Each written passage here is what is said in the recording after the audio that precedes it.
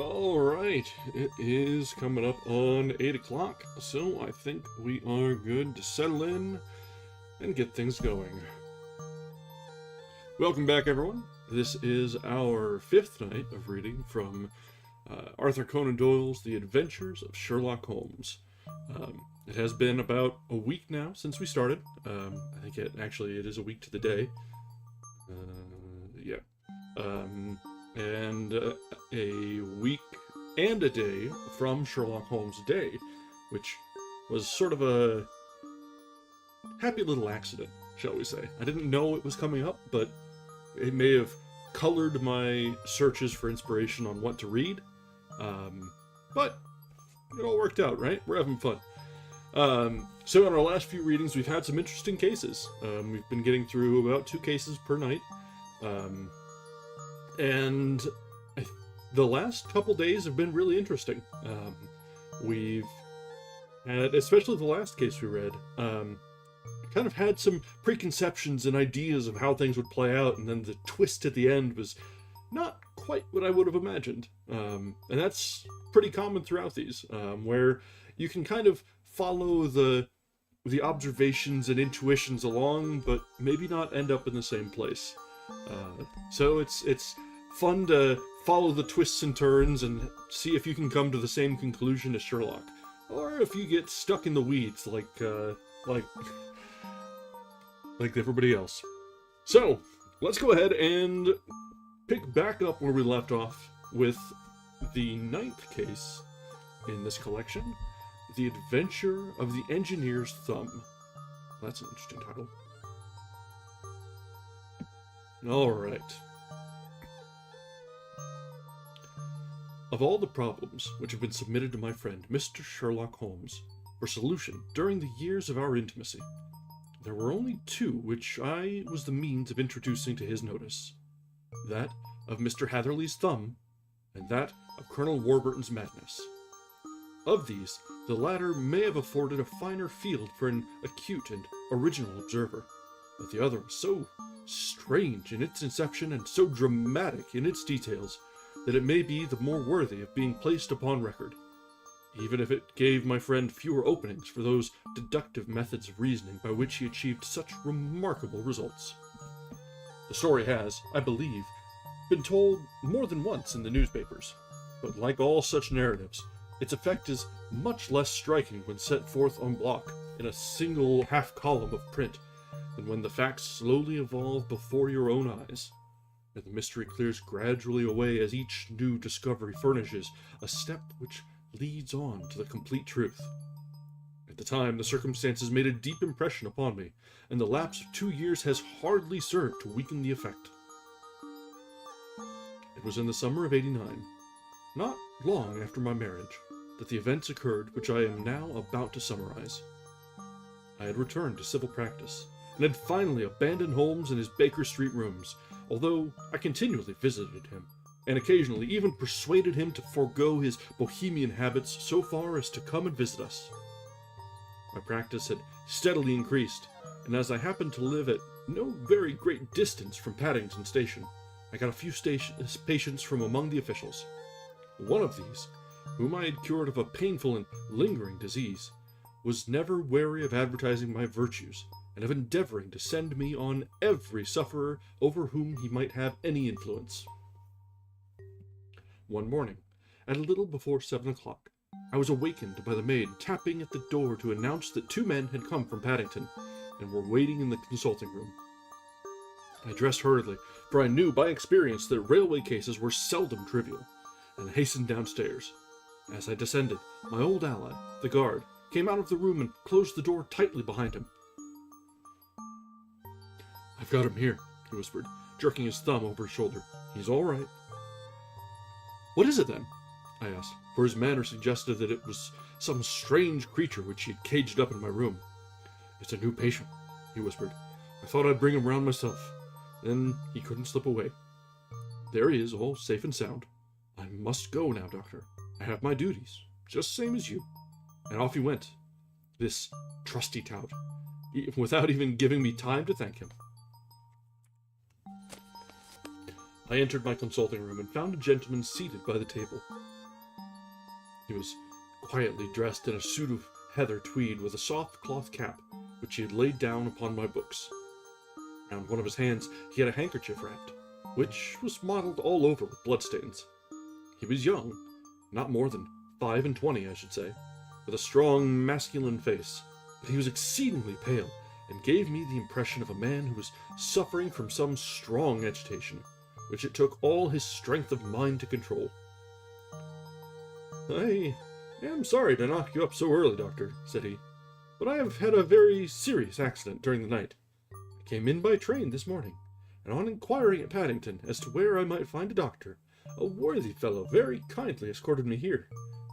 I gave the maid a card, but I see that she has left it upon the side table." I took it up and glanced at it. "Mr. Victor Hatherley, hydraulic engineer, 16A, Victoria Street, 3rd floor." That was the name, style, and abode of my morning visitor. "I regret to have kept you waiting," said I, sitting down in my library chair. "You are fresh from a night journey, I understand, which is in itself a monotonous occupation." "Oh, my night could not be called monotonous," said he, and laughed. He laughed very heartily, with a high, ringing note, leaning back in his chair and shaking his sides. All my medical instincts rose up against that laugh. "Stop it!" I cried. "Pull yourself together!" And I poured out some water from a carafe. It was useless, however. He was off in one of those hysterical outbursts which come upon a strong nature when some great crisis is over and gone. Presently, he came to himself once more, very weary and pale-looking. "I have been making a fool of myself," he gasped. "Not at all. Drink this." I dashed some brandy into the water, and the color began to come back to his bloodless cheeks. "That's better," said he. "And now, Doctor, perhaps you would kindly attend to my thumb, or rather, to the place where my thumb used to be." He unwound the handkerchief and held out his hand. It gave even my hardened nerves a shudder to look at it. There were 4 protruding fingers and a horrid, red, spongy surface where the thumb should have been. It had been hacked or torn right out from the roots. Eugh. "Good heavens!" I cried. "This is a terrible injury.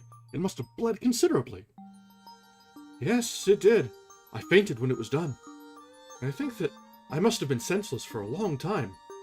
When I came to, I found that it was still bleeding, so I tied one end of my handkerchief very tightly round the wrist and braced it up with a twig." "Excellent! You should have been a surgeon." "It is a question of hydraulics, you see, and came within my own province."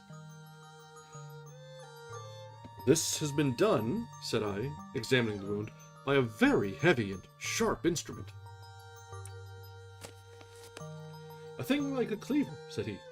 "An accident, I presume?" "By no means." "What? A murderous attack?" "Very murderous indeed." "You horrify me." I sponged the wound, cleaned it, dressed it, and finally covered it over with cotton wadding and carbolized bandages. He lay back without wincing, though he bit his lip from time to time. "How was that?" I asked when I had finished. "Capital. Between your brandy and your bandage, I feel a new man. I was very weak, but I've got a good deal to go through." "Perhaps you had better not speak of the matter. It is evidently trying to your nerves." No, not now. I shall have to tell my tale to the police, but, between ourselves, if it were not for the convincing evidence of this wound of mine, I should be surprised if they believed my statement, for it is a very extraordinary one. I have not much in the way of proof with which to back it up, and, even if they believe me, the clues which I can give them are so vague that it is a question whether justice will be done. "Ha!" cried I. "If it is anything in the nature of a problem which you desire to see solved, I should strongly recommend you to come to my friend, Mr. Sherlock Holmes, before you go to the official police." "Oh, I have heard of that fellow," answered my visitor, "and I should be very glad if he would take the matter up. Though, of course, I must use the official police as well. Would you give me an introduction to him?" "I'll do better. I'll take you round to him myself." "I should be immensely obliged to you." "We'll call a cab and go together. We shall just be in time to have a little breakfast with him. Do you feel equal to it?" Yes, I shall not feel easy until I have told my story. Then my servant will call a cab, and I shall be with you in an instant. I rushed upstairs, explained the matter shortly to my wife, and in 5 minutes was inside a hansom, driving with my new acquaintance to Baker Street.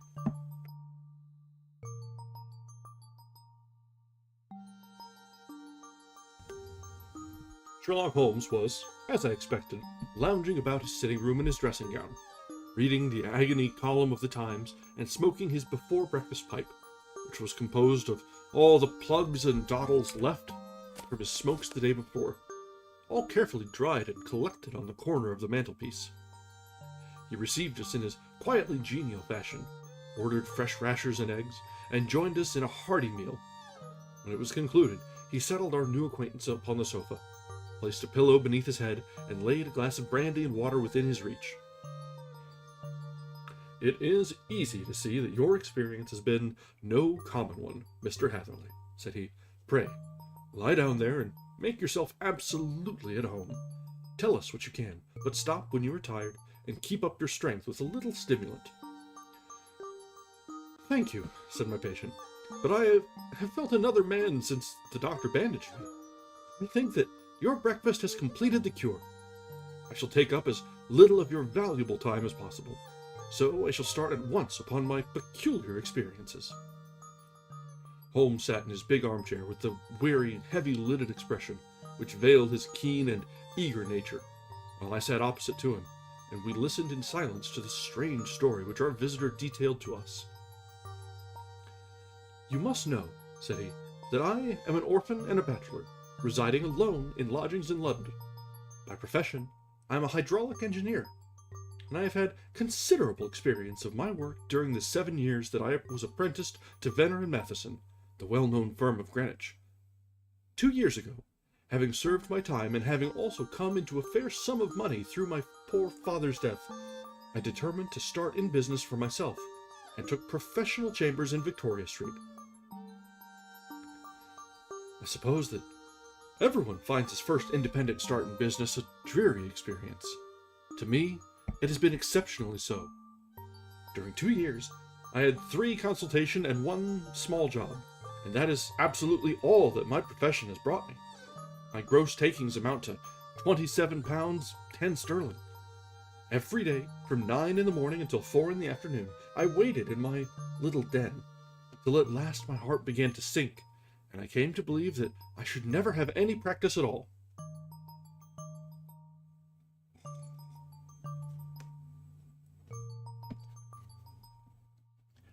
Yesterday, however, just as I was thinking of leaving the office, my clerk entered to say there was a gentleman waiting who wished to see me upon business. He brought up a card, too, with the name of Colonel Lysander Stark engraved upon it. Close at his heels came the colonel himself, a man rather over the middle size, but of an exceeding thinness. I do not think that I have ever seen so thin a man. His whole face sharpened away into nose and chin, and the skin of his cheeks was drawn quite tense over his outstanding bones. Yet this emaciation seemed to be his natural habit, and due to no disease, for his eye was bright, his step brisk, and his bearing assured. He was plainly but neatly dressed, and his age, I should judge, would be nearer 40 than 30. Mr. Hatherley," said he, with something of a German accent, "you have been recommended to me, Mr. Hatherley, as being a man who is not only proficient in his profession, but is also discreet and capable of preserving a secret." I bowed, feeling as flattered as any young man would be at such an address. "May I ask who it was who gave me so good a character?" "Well, perhaps it is better that I should not tell you that just at this moment. I have it from the same source that you are both an orphan and a bachelor, and are residing alone in London." "That is quite correct," I answered, "but you will excuse me if I say that I cannot see how all this bears upon my professional qualifications. I understand that it was on a professional matter that you wished to speak to me." "Undoubtedly so. But you will find that all I say is really to the point. I have a professional commission for you, but absolute secrecy is quite essential. Absolute secrecy, you understand. And, of course, we may expect that that more from a man who is alone than from one who lives in the bosom of his family.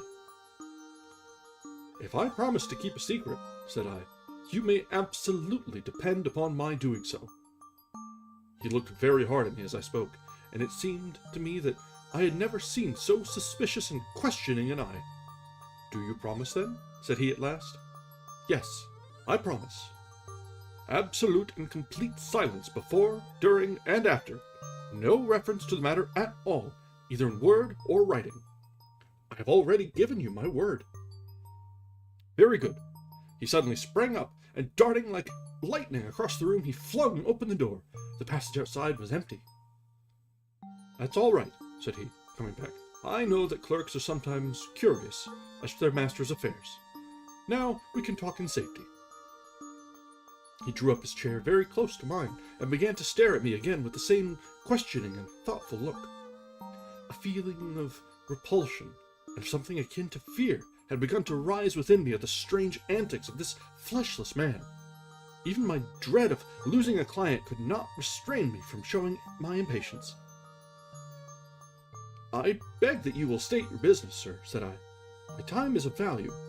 Heaven forgive me for that last sentence, but the words came to my lips.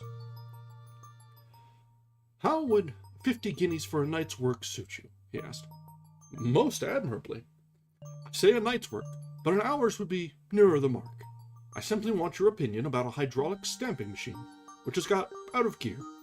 If you show us what is wrong, we shall soon set it right ourselves. What do you think of such a commission as that?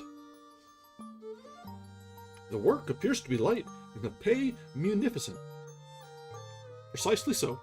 We shall want you to come tonight by the last train. Where to? To Erfurt, in Berkshire. It is a little place near the borders of Oxfordshire, and within 7 miles of Reading. There is a train from Paddington which will bring you there at about 11:15. Very good. I shall come down in a carriage to meet you. There is a drive, then? Yes, our little place is quite out in the country. It is a good 7 miles from Erfurt Station. We can hardly get there before midnight.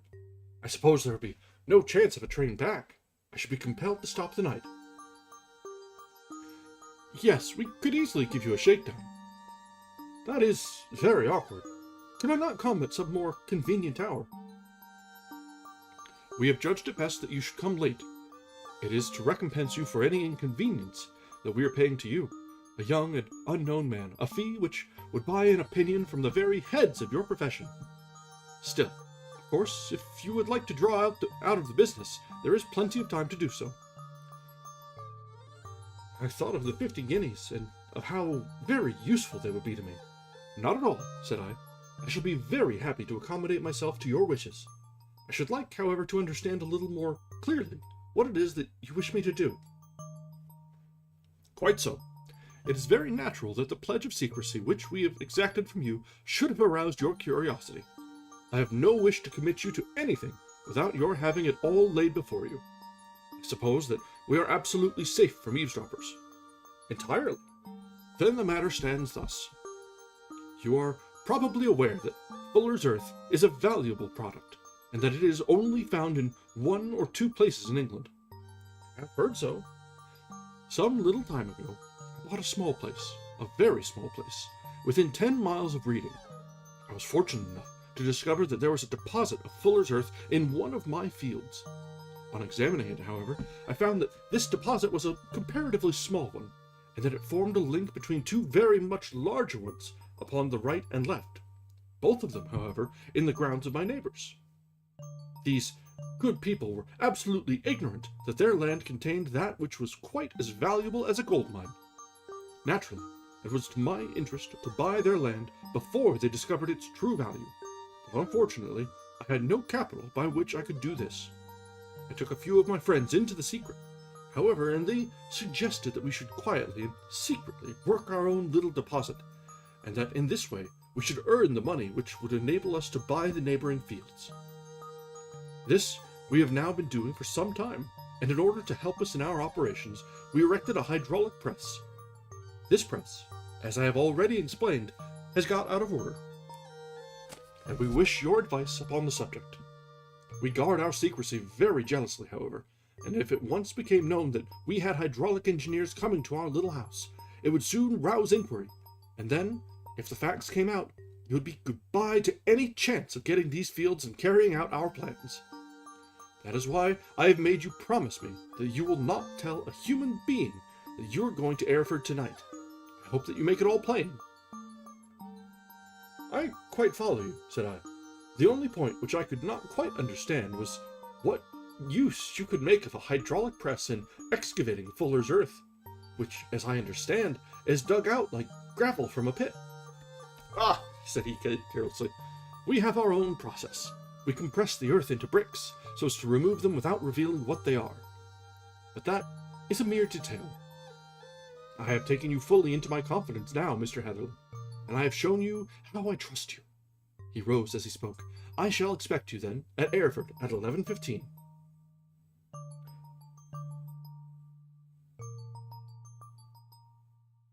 Oh, okay, that explains a little bit, yeah. Just wondering what Fuller's Earth was. "I shall certainly be there, and not a word to a soul." He looked at me with a last long questioning gaze, and then, pressing my hand in a cold, dank grasp, he hurried from the room. Well, when I came to think it all over in a cool blood, I was very much astonished, as you may both think, at this sudden commission which had been entrusted to me. On the one hand, of course, I was glad, for the fee was at least tenfold what I should have asked had I set a price upon my own services, and it was possible that this order might lead to other ones. On the other hand, the face and manner of my patron had made an unpleasant impression upon me, and I could not think that his explanation of the Fuller's Earth was sufficient to explain the necessity for my coming at midnight, and his extreme anxiety lest I should tell anyone of my errand. However, I threw all fears to the winds, ate a hearty supper, drove to Paddington, and started off, having obeyed to the letter the injunction as to holding my tongue. At Reading, I had to change not only my carriage but my station. However, I was in time for the last train to Hereford, and I reached the little dim-lit station after 11 o'clock. I was the only passenger who got out there, and there was no one upon the platform save a single sleepy porter with a lantern.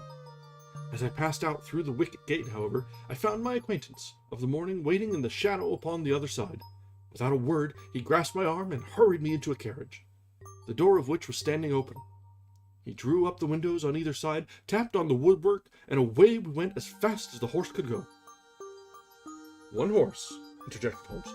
"Yes, only one. Did you observe the color?"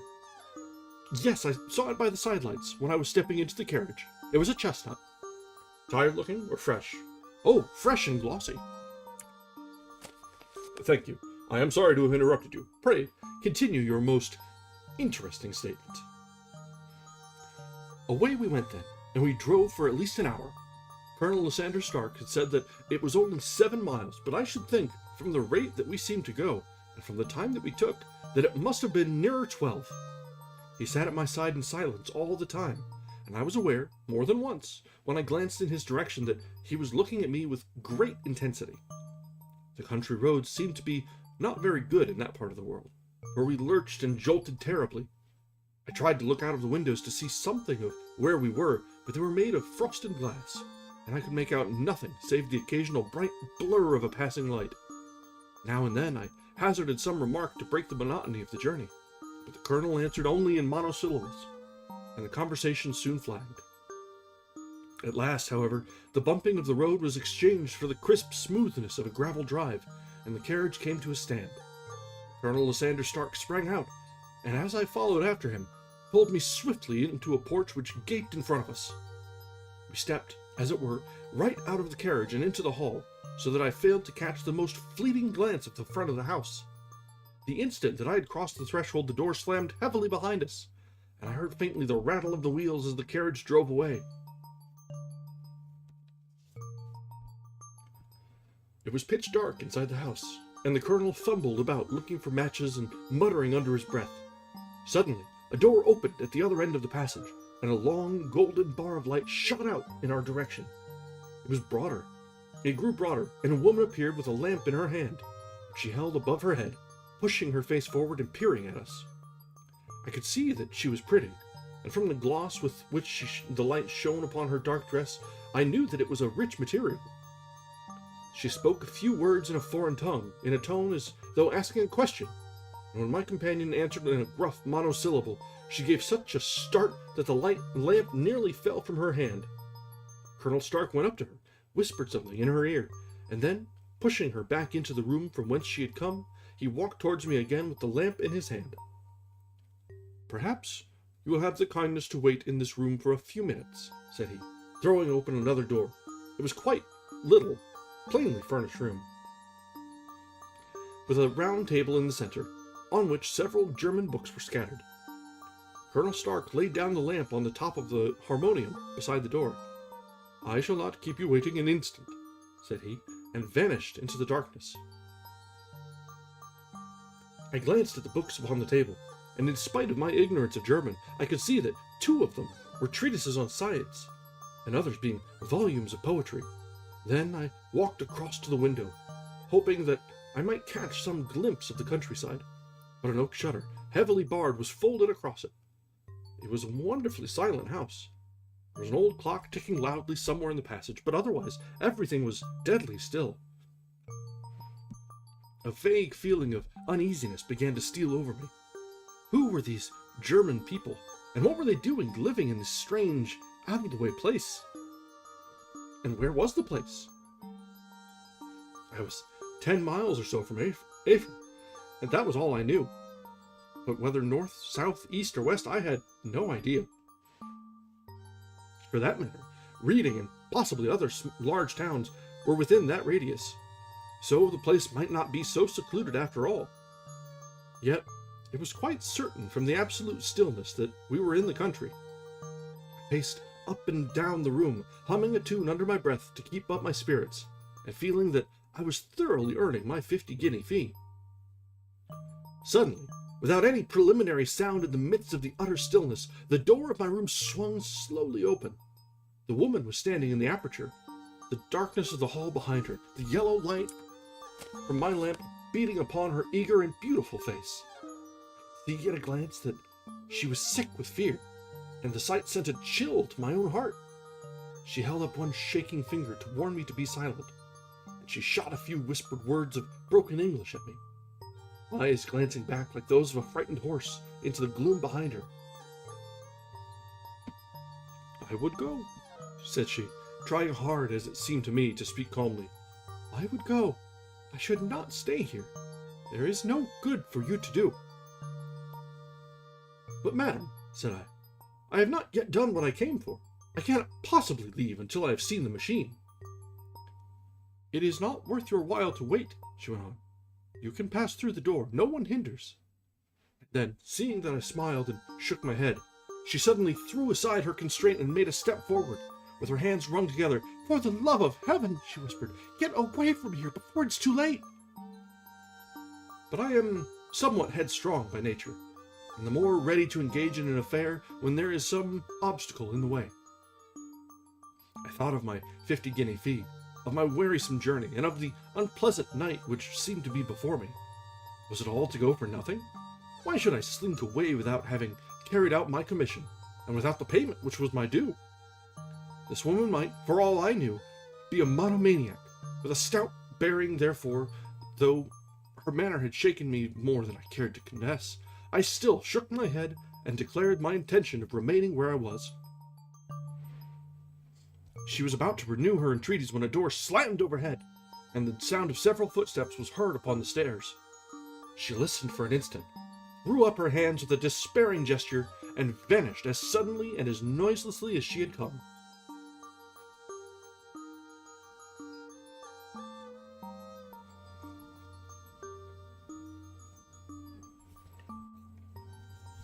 The newcomers were Colonel Lysander Stark and a short, thick man with a chinchilla beard growing out of the creases of his double chin, who was introduced to me as Mr. Ferguson. "This is my secretary and manager," said the colonel. "By the way, I was under the impression that I left this door shut just now. I fear that you have felt the draught." "On the contrary," said I opened the door myself, because I felt the room to be a little close. He shot one of his suspicious looks at me. "Perhaps we had better proceed to business, then," said he. "Mr. Ferguson and I will take you up to see the machine." "I had better put on my hat, I suppose." "Oh, no, it is in the house." "What? You dig fuller's earth in the house?" No, this is only where we compress it. But never mind that. All we wish you to do is to examine the machine and to tell us what is wrong with it." We went upstairs together, the colonel first with the lamp, the fat manager and I behind him. It was a labyrinth of an old house, with corridors, passages, narrow winding staircases, and little low doors, the thresholds of which were hollowed out by the generations who had crossed them. There were no carpets and no signs of any furniture above the ground floor, while the plaster was peeling off the walls and the damp was breaking through in green, unhealthy blotches. I tried to put on as unconcerned an air as possible, but I had not forgotten the warnings of the lady, even though I disregarded them. I kept a keen eye upon my two companions. Ferguson appeared to be a morose and silent man, but I could see from the little that he said that he was at least a fellow countryman. Colonel Lysander Stark stopped at last before a low door, which he unlocked. Within was a small, square room, in which the three of us could hardly get at one time. Ferguson remained outside, and the colonel ushered me in. "We are now," said he, "actually within the hydraulic press, and it would be a particularly unpleasant thing for us if anyone were to turn it on. The ceiling of this small chamber is really the end of the descending piston, and it comes down with the force of many tons upon this metal floor. There are small lateral columns of water outside which receive the force, and which transmit and multiply it in the manner which is familiar to you. The machine goes readily enough, but there is some stiffness in the working of it, and has lost a little of its force. Perhaps you will have the goodness to look it over, and to show us how we can set it right." I took the lamp from him, and I examined the machine very thoroughly. It was indeed a gigantic one, and capable of exercising enormous pressure. When I passed outside, however, and pressed down the levers which controlled it, I knew at once by the whistling sound that there was a slight leakage, which allowed a regurgitation of water through one of the side cylinders. An examination showed that one of the India rubber bands, which was round the head of a driving rod, had shrunk, so as not quite to fill the socket along which it worked.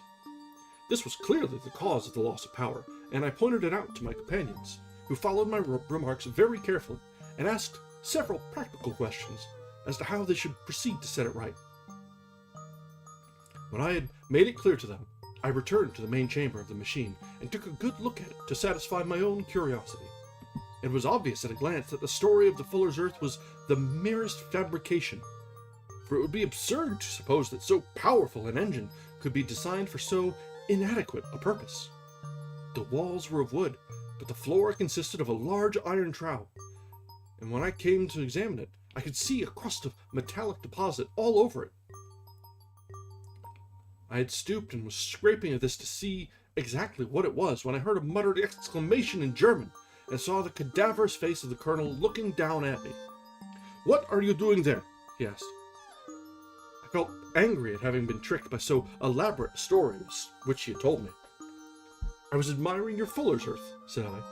"I think that I should be better able to advise you as to your machine if I knew what the exact purpose was for which it was used." The instant I uttered the words, I regretted the rashness of my speech. His face set hard, and a baleful light sprang up in his grey eyes. "Very well," said he, "you shall know all about the machine." He took a step backward, slammed the little door, and turned the key in the lock. I rushed towards it, and pulled at a handle, but it was quite secure, and did not give in the least to my kicks and shoves. "Hello!" I yelled. "Hello, Colonel, let me out!"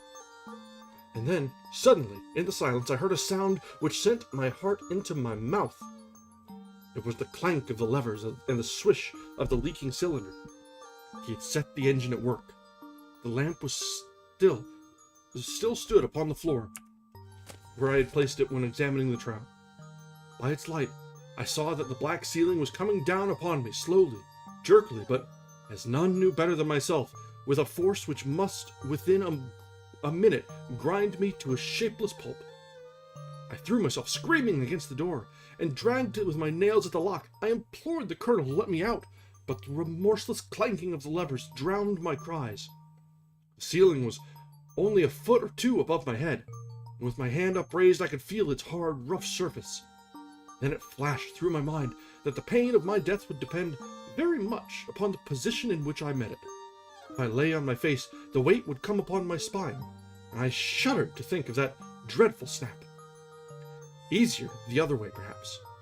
And yet, had I the nerve to lie and look up at that deadly black shadow wavering down upon me?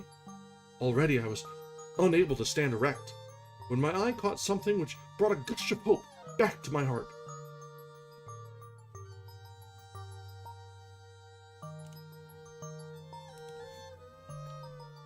I have said that, though the floor and ceiling were of iron, the walls were of wood. As I gave a last hurried glance around, I saw a thin line of yellow light between two of the boards, which broadened and broadened as a small panel was pushed backward. For an instant, I could hardly believe that there was indeed a door which had led away from death. The next instant, I threw myself through, and lay half fainting upon the other side. The panel had closed again behind me, but the crash of the lamp and a few moments afterwards the clang of the two slabs of metal told me how narrow had been my escape. I was recalled to myself by a frantic plucking at my wrist, and I found myself lying upon the stone floor of a narrow corridor, while a woman bent over me and tugged at me with her left hand, while she had held a candle in her right. It was the same good friend whose warning I had so foolishly rejected. "Come, come," she cried breathlessly. "They will be here in a moment. They will see that you are not there. Oh, do not waste the so precious time, but come." This time, at least, I did not scorn her advice. I staggered to my feet and ran with her along the corridor and down a winding stair. The latter led to another broad passage, and just as we reached it, we heard the sound of running feet and the shouting of two voices, one answering the other from the floor on which we were, and from the one beneath. My guide stopped and looked about her like one who is at her wit's end. Then she threw open a door which led into a bedroom, through the window of which the moon was shining brightly. "It is your only chance," said she. "It is high, but it may be that you can jump it." As she spoke, a light sprang into view at the further end of the passage, and I saw the lean figure of Colonel Lysander Stark rushing forward with a lantern in one hand and a weapon like a butcher's cleaver in the other. Rushed across the bedroom, flung open the window, and looked out. How quiet and sweet and wholesome the garden looked in the moonlight, and it could not be more than 30 feet down.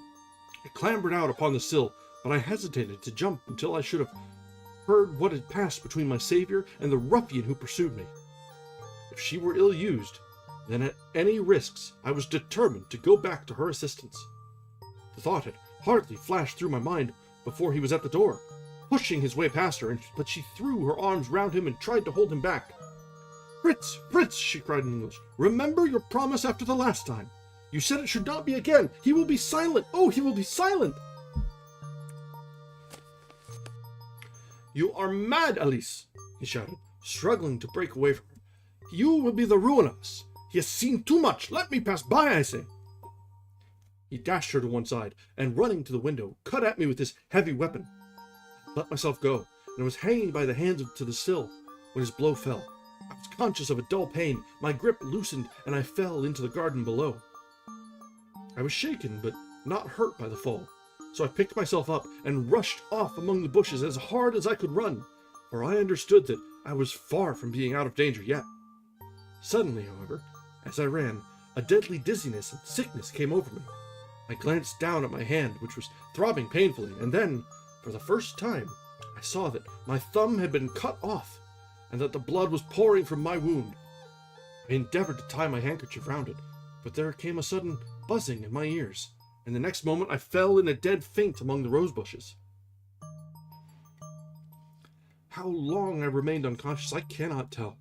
It must have been a very long time, for the moon had sunk and a bright morning was breaking when I came to myself. The clothes were all sodden with dew, and my coat sleeve was drenched with blood from my wounded thumb. The smarting of it recalled in an instant all the particulars of my night's adventure, and I sprang to my feet. Are we buffering? Yes, we are. Hang on.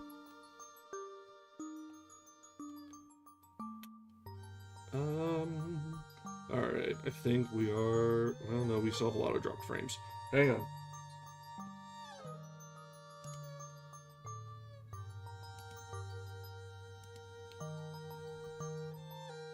Yeah, YouTube is not playing nice. Or OBS. One of the two. It could be either one. Alright, I think we are past the worst of it. At least I'm not showing that we're dropping a bunch of frames. Alright.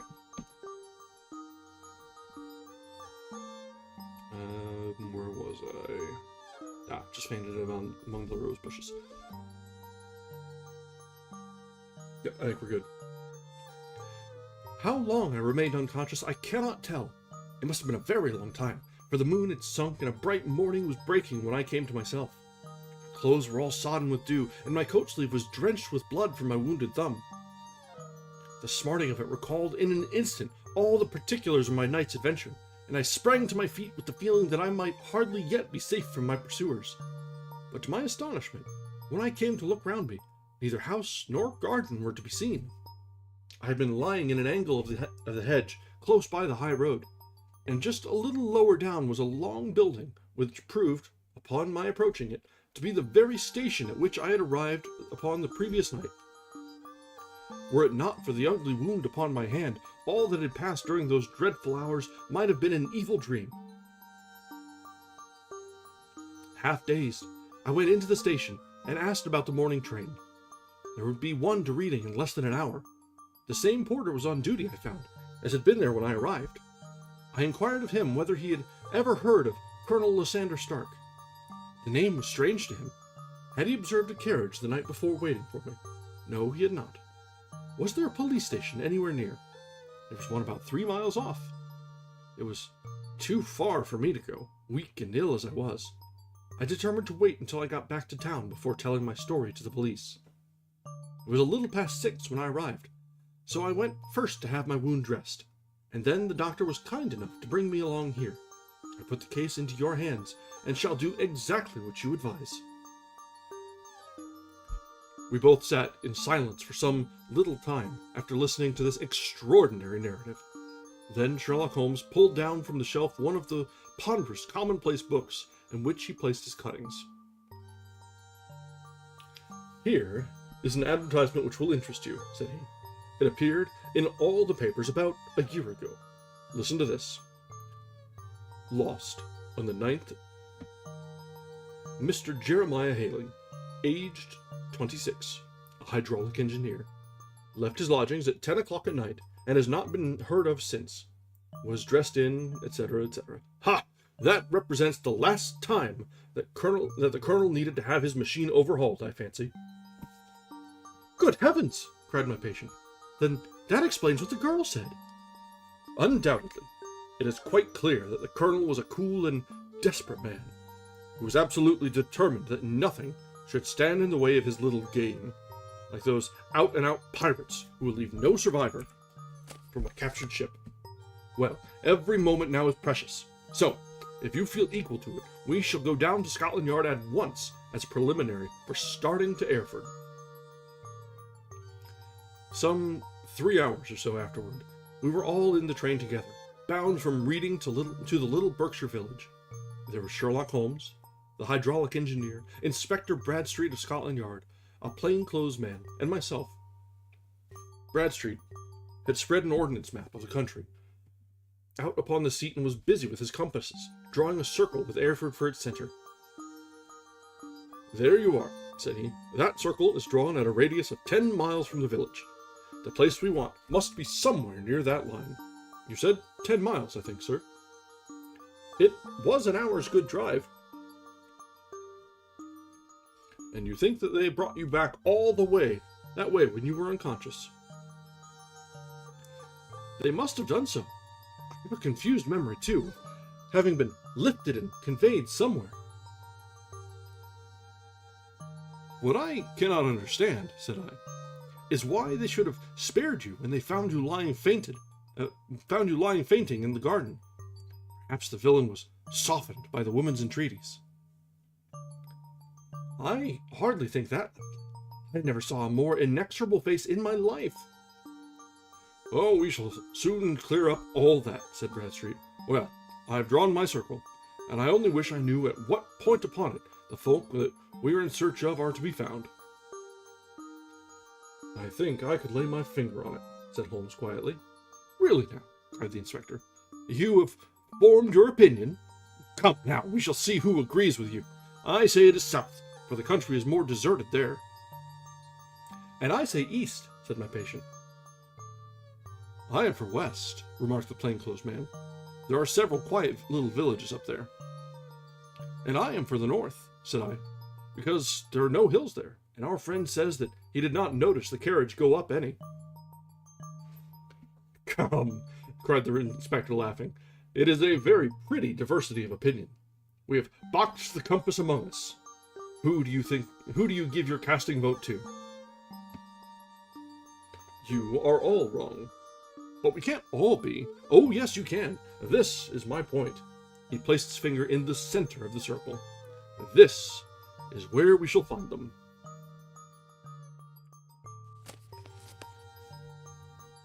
But the 12-mile drive, gasped happily. 6 out and 6 back. Nothing simpler. You say yourself that the horse was fresh and glossy when you got in. How could it be that if it had gone 12 miles over heavy roads? Indeed, it is likely ruse enough, observed Bradstreet thoughtfully. Of course, there can be no doubt as to the nature of this gang. None at all, said Holmes. They are coiners, on a large scale, and have used the machine to form the amalgam which has taken the place of silver. We have known for some time that a clever gang was at work, said the inspector. They have been turning out half-crowns by the thousand. We even traced them as far as Reading, but could get no farther, for they had covered their traces in a way that showed that they were very old hands. But now, thanks to this lucky chance, I think that we've got them right enough.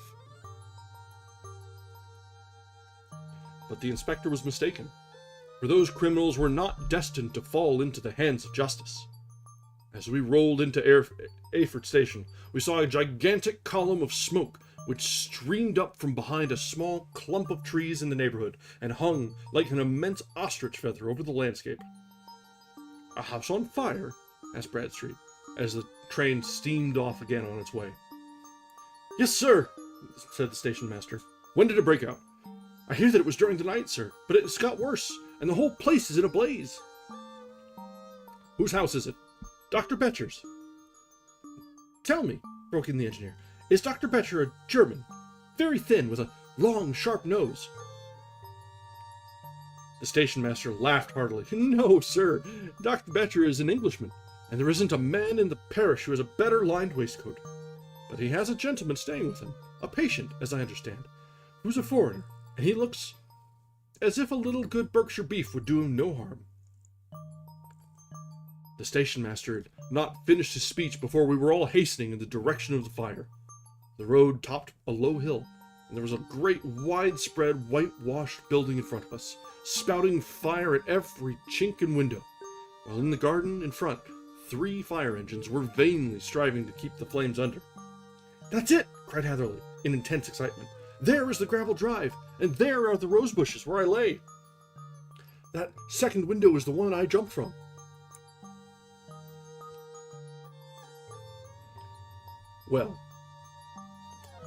Well, at least, said Holmes, you have had your revenge upon them. There can be no question that it was your oil lamp which, when it was crushed in the press, set fire to the wooden walls, though, no doubt, they were too excited in the chase after you to observe it at the time. Now, keep your eyes open in this crowd, for your friends of last night, though I very much fear that they are a good 100 miles off by now. And Holmes's fears came to be realized, for from that day to this, no word has ever been heard either of the beautiful woman, the sinister German, or the morose Englishman. Early that morning, a peasant had met a cart containing several people and some very bulky boxes driving rapidly in the direction of Reading. But there, all traces of the fugitives disappeared, and even Holmes's ingenuity failed ever to discover the least clue as to their whereabouts. The firemen had been much perturbed at the strange arrangements with which they had found within, and still more so by discovering a newly severed human thumb upon a windowsill of the second floor. About sunset, however, their efforts were at last successful, and they subdued the flames.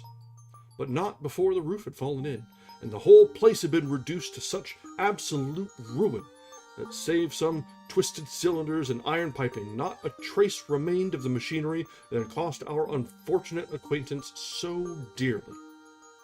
Large masses of nickel and of tin were discovered stored in an outhouse, but no coins were to be found, which may have explained the presence of those bulky boxes which have been already referred to. How our hydraulic engineer had been conveyed from the garden to the spot where he recovered his senses might have remained forever a mystery, were it not for the soft mold, which told us a very plain tale. He had evidently been carried down by two persons, one of whom had remarkably small feet, and the other unusually large ones. On the whole, it was most probable that the silent Englishman, being less bold or less murderous than his companion, had assisted the woman to bear the unconscious man out of the way of danger. "Well," said our engineer ruefully, as we took our seats to return once more to London, "it has been a pretty business for me. I have lost my thumb, and I have lost a 50-guinea fee. And what have I gained?" "Experience," said Holmes, laughing. "Indirectly, it may be of value. You know, you have only to put it into words to gain the reputation of being in excellent company for the remainder of your existence." And that brings us to the end of the 9th case, The Adventure of the Engineer's Thumb. I definitely, as I'm reading through these, there are some that I immediately regret my choice of voice for a character, particularly when said character is going to be narrating their case and story through the majority of the story. That one was a bit of a strain. It's a little higher than my normal register and off to the side, so it does add an extra layer of challenge. And the cat trying to jump on the desk as I'm trying to read doesn't help, but he's cute, so I'll deal with that. But that one was an interesting twist. So, less of a mystery. I guess the only real mystery that Holmes was involved with on that one was... yeah, for sure. If I had been stuck with an accent the entire time, it would have been nightmarish. But yeah, the only real mystery in this case was where they were. And Holmes was able to point that out, just finger on a map, and there we go, Bob's your uncle. So that was a nice twist. But the rest kind of all just played out as it happened. I can understand that why this case was put out, because it was, as Watson opened up with, one of the only two cases that he introduced to Holmes directly. But it seems a little out of character from some of the others that we've seen. It's still a little bit of deduction involved, but not quite to the same level that we've seen so far. Minorly gruesome. You hate to see somebody lose a thumb. Alright, so we are just about at 9 o'clock. We finished one story. The next is just a touch longer than this last. So let's go ahead and take a break. I will give Simba some attention so that maybe he will leave me alone long enough to read. And we will be back in just a few minutes when we will resume our reading with the 10th case, The Adventure of the Noble Bachelor. Alright, back in a bit. Thanks, guys.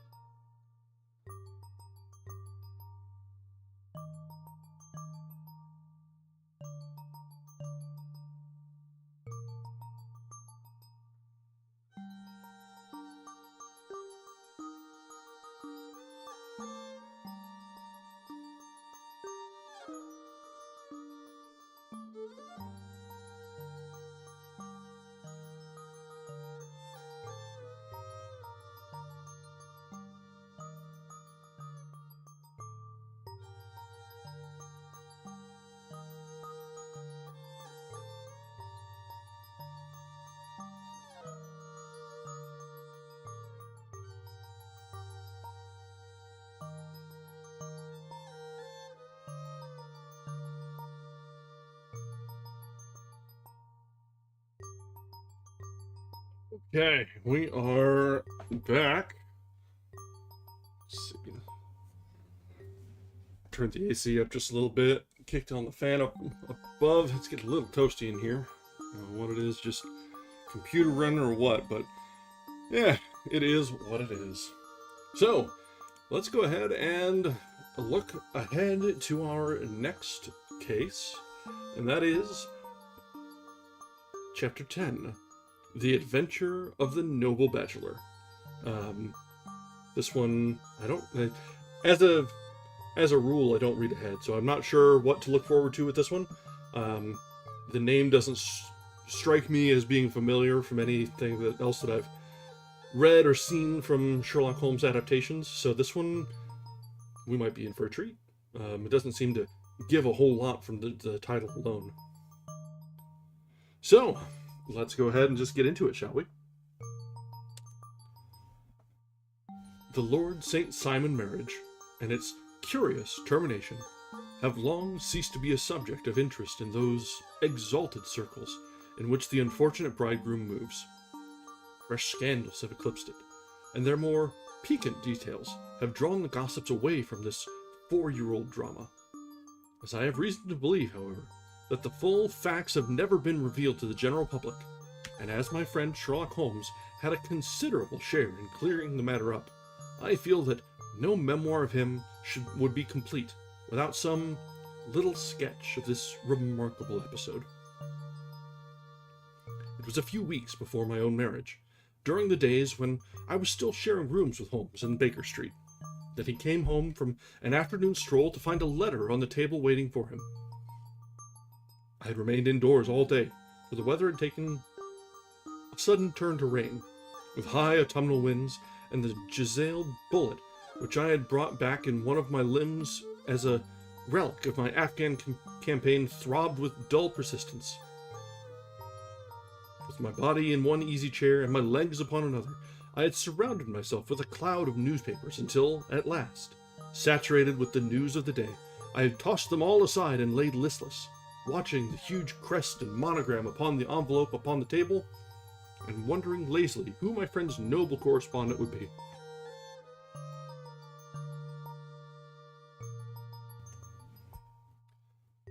"Here is a very fashionable epistle," I remarked as he entered. "Your morning letters, if I remember right, were from a fishmonger and a tide waiter." "Yes, my correspondence has certainly the charm of variety," he answered, smiling, "and the number are usually the more interesting. This looks like one of those unwelcome social summonses which call upon a man either to be bored or to lie." He broke the seal and glanced over the contents. "Oh, come, it may prove to be something of interest after all." "Not social, then? No, distinctly professional. And from a noble client, one of the highest in England." "My dear fellow, I congratulate you. I assure you, Watson, without affectation, that the status of my client is a matter of less moment to me than the interest of his case. It is just possible, however, that also may not be wanting in this new investigation. You have been reading the papers diligently of late, have you not?" "Oh, it looks like it," said I ruefully, pointing to a huge bundle in the corner. "I have had nothing else to do. It is fortunate, for you will, perhaps, be able to post me up. I read nothing except the criminal news and the agony column. The latter is always instructive. If you have followed recent events so closely, you must have read about Lord St. Simon and his wedding." "Oh yes, with the deepest interest. That's well. The letter which I hold in my hands is from Lord St. Simon. I will read it to you, and in return, you must turn over these papers and let me have whatever bears upon the matter. This is what he says. 'My dear Mr. Sherlock Holmes, Lord Blackwater tells me that I may place implicit reliance upon your judgment and discretion. I have determined, therefore, to call upon you and to consult you in reference to the very painful event which has occurred in connection with my wedding. Mr. Lestrade, of Scotland Yard, is acting already in the matter, but he assures me that he sees no objection to your cooperation, and that he even thinks that it might be of some assistance. I will call at 4 o'clock in the afternoon, and, should you have any other engagement at that time, I hope that you will postpone it, as this matter is of paramount importance. Yours faithfully, Robert St. Simon. It is dated from Grosvenor Mansions, written with a quill pen, and the noble lord has had the misfortune to get a smear of ink upon the outer right side of his right little finger, remarked Holmes as he folded up the epistle. He says 4 o'clock. It is 3 now. He will be here in an hour. Then I have just time, with your assistance, to get clear upon the subject. Turn over those papers and arrange the extracts in their order of time, while I take a glance as to who our client is. He picked up a red-covered volume from a line of books, of reference beside the mantelpiece. Here he is, said he, sitting down and flattening it out upon his knee. Lord Robert Walsingham de Vere St. Simon, second son of Duke Balmoral. Ha! Arms, azure, 3 caltrops in chief over a fess sable, born in 1846. He's 41 years of age, which is mature for a marriage. Was undersecretary for the colonies in a late administration. The Duke, his father, was at one time secretary for foreign affairs. They inherit Plantagenet blood by direct descendant, and Tudor on the distaff side. Ha! Well, there is nothing very instructive in all this. I think that I must turn to you, Watson, for something more solid.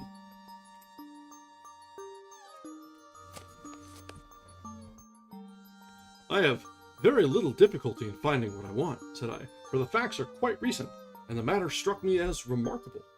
I feared to refer them to you, however, as I knew that you had an inquiry on hand, and that you disliked the intrusion of other matters. Oh, you mean the little problem of the Grosvenor Square furniture van. That is quite cleared up now, though indeed it was obvious from the first. Pray, give me the results of your newspaper selections. Here's the first notice which I can find. It is in the personal column of the Morning Post, and dates, as you see, some weeks back. A marriage has been arranged, it says, and will, if rumor is correct, very shortly take place between Lord Robert St. Simon, second son of the Duke of Balmoral, and Miss Hattie Doran, the only daughter of Aloysius Doran, Esquire, of San Francisco, California, USA. That is all. Terse and to the point, remarked Holmes, stretching his long, thin legs toward the fire. There's a paragraph amplifying this in one of the society papers of the same week. Ah, here it is. There will soon be a call for protection in the marriage market. For the present, free trade principle appears to tell heavily against our home product. One by one, the management of the noble houses of Great Britain is passing into the hands of our fair cousins from across the Atlantic. An important addition has been made during the last week to the list of the prizes which have been borne away by these charming invaders. Lord St. Simon, who has shown himself for over 20 years proof against the little god's arrows, has now definitely announced his approaching marriage with Miss Hattie Doran, the fascinating daughter of a California millionaire. Miss Doran, whose graceful figure and striking face attracted much attention at the Westbury House festivities, is an only child, and it is currently reported that her dowry will run to considerably over the 6 figures, with expectancies for the future. As it is an open secret that the Duke of Balmoral has been compelled to sell his pictures within the last few years, and as Lord St. Simon has no property of his own save the small estate of Birchmoor, it is obvious that the Californian heiress is not the only gainer by an alliance which will enable her to make the easy and common transition from a Republican lady to a British peeress. Anything else? Asked Holmes, yawning. Oh yes, plenty. Then there is another note in the Morning Post to say that the marriage would be an absolutely quiet one, and that it would be at St. George's, Hanover Square, that only half a dozen intimate friends would be invited, and that the party would return to the furnished house at Lancaster Gate, which has been taken by Mr. Aloysius Doran. 2 days later, that is, on Wednesday last, there is a curt announcement that the wedding had taken place, and that the honeymoon would be passed at Lord Backwater's place, near Petersfield. Those are all the notices which appeared before the disappearance of the bride. Before the what? Asked Holmes with a start. The vanishing of the lady. When did she vanish, then? At the wedding breakfast. Indeed. This is more interesting than it promised to be. Quite dramatic, in fact. Yes, it struck me as being a little out of the common. They often vanish before the ceremony, and occasionally during the honeymoon, but I cannot call to mind anything quite so prompt as this. Pray, let me have the details. I warn you that they are very incomplete. Perhaps we may make them less so. Such as they are set forth in a single article of a morning paper of yesterday, which I will read to you. It is headed, Singular Occurrence at a Fashionable Wedding.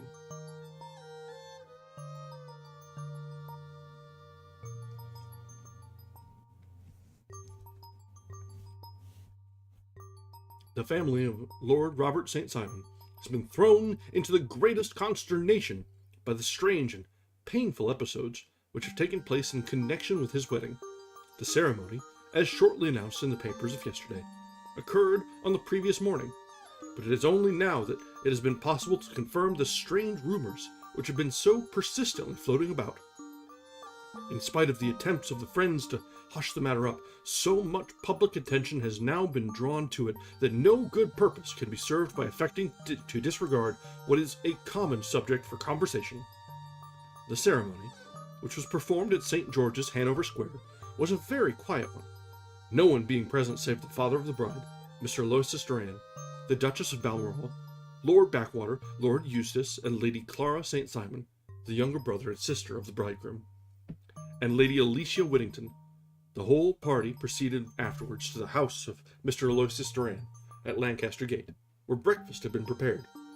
It appears that some little trouble was caused by a woman, whose name has not been ascertained, who endeavored to force her way into the house after the bridal party, alleging that she had come upon some claim upon Lord St. Simon. It was only after a painful and prolonged scene that she was ejected by the butler and the footman. The bride, who had fortunately entered the house before this unpleasant interruption, had sat down to breakfast with the rest, when she complained of a sudden indisposition and retired to her room. Her prolonged absence having caused some comment, her father followed her, but learned from her maid that she had only come up to her chamber for an instant, caught up an ulster and bonnet, and hurried down to the passage. One of the footmen declared that he had seen a lady leave the house thus apparelled, but had refused to credit that it was his mistress, believing her to be with the company.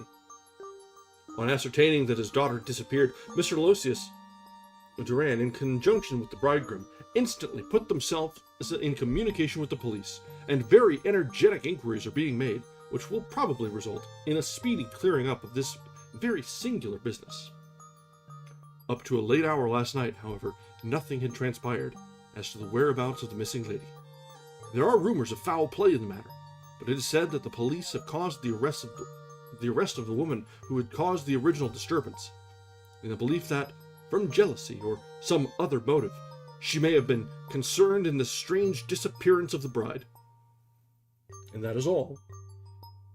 Only one little item in another of the morning papers, but it is a suggestive one, and it is that Miss Flora Miller, the lady who had caused the disturbance, has actually been arrested. It appears that she was formerly a danseuse at the Allegro, and that she has known the bridegroom for some years. There are no further particulars, and the whole case is in your hands now, so far as it has been set forth in the public press. And an exceedingly interesting case it appears to be. I would not have missed it for worlds, but there is a ring at the bell, Watson, and the clock makes it a very few minutes after 4. I have no doubt that this will prove to be our noble client. Do not dream of going, Watson, for I very much prefer having a witness, if only as to check my own memory. Lord Robert St. Simon, announced our page boy, throwing open the door. A gentleman entered, with a pleasant, cultured face, high-nosed and pale, with something, perhaps, of petulance about the mouth, and with the steady, well-opened eye of a man whose pleasant lot it had ever been to command and to be obeyed. His manner was brisk, and yet his general appearance gave an undue impression of age, for he had a slight forward stoop and a little bend of the knees as he walked. His hair, too, as he swept off his very curly brimmed hat, was grizzled round the edges and thin upon the top. As to his dress, it was careful to the verge of foppishness, with high collar, black frock coat, white waistcoat, yellow gloves, patent leather shoes, and light-colored gaiters. He advanced slowly into the room, turning his head from left to right, and swinging in his right hand the cord which held his golden eyeglasses. "Good day, Lord St. Simon," said Holmes, rising and bowing. "Pray, take the basket chair. This is my friend and colleague, Dr. Watson. Draw up a little to the fire, and we will talk this matter over."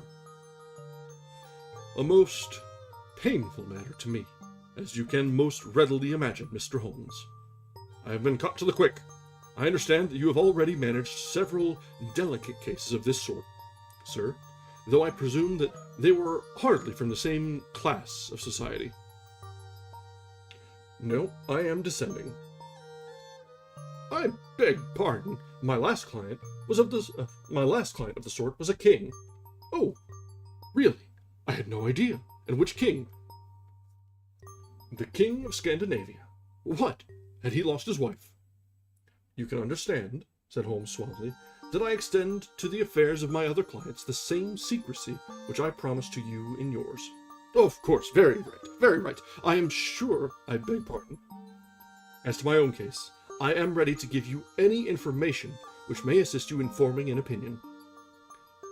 "Thank you. I have already learned all that is in the public prints, nothing more. I presume that I may take it as correct. This article, for example, as to the disappearance of the bride." Lord St. Simon glanced over it. "Yes, it is correct, as far as it goes. But it needs a great deal of supplementing before anyone could offer an opinion. I think that I may arrive at facts most directly by questioning you. Pray do so. When did you first meet Miss Hattie Doran?" "In San Francisco, a year ago." "You were traveling in the States?" "Yes." "Did you become engaged then?" "No." "But you were on a friendly footing?" "I was amused by her society, and she could see that I was amused."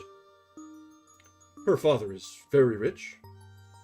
"He is said to be the richest man on the Pacific slope." "And how did he make his money?" "In mining.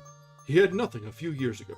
Then he struck gold, invested it, and came up by leaps and bounds. Now, what is your own impression as to the young lady's, your wife's, character?" The nobleman swung his glasses a little faster and stared down into the fire. "You see, Mr. Holmes," said he, "my wife was 20 before her father became a rich man. During that time, she ran free in a mining camp and wandered through woods or mountains, so that her education has come from nature rather than from the schoolmaster. She is what we call in England a tomboy, with a strong nature, wild and free, unfettered by any sort of traditions. She is impetuous, volcanic, I was about to say. She is swift in making up her mind and fearless in carrying out her resolutions. On the other hand, I would not have given her the name which I have the honor to bear." He gave a little stately cough. "Had I not thought her to be, at bottom, a noble woman. I believe that she is capable of heroic self-sacrifice, and that anything dishonorable would be repugnant to her. Have you her photograph?" "I brought this with me." He opened a locket and showed us the full face of a very lovely woman. It was not a photograph, but an ivory miniature, and the artist had brought out the full effect of the lustrous black hair, the large dark eyes, and the exquisite mouth.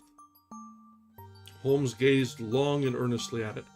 Then he closed the locket and handed it back to Lord St. Simon.